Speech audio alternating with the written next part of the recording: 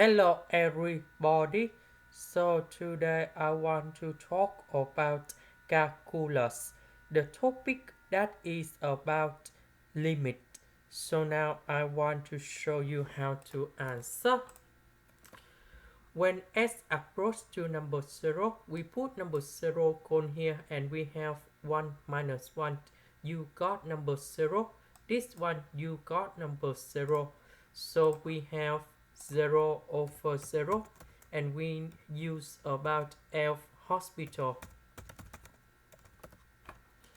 That means we need to do first the derivative on numerator and the denominator.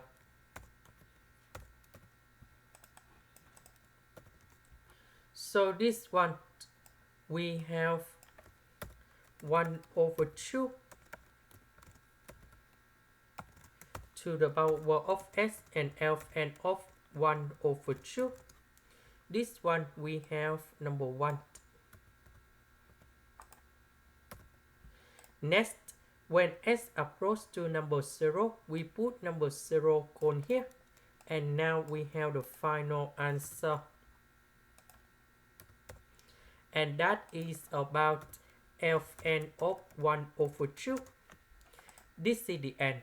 Thank you for watching.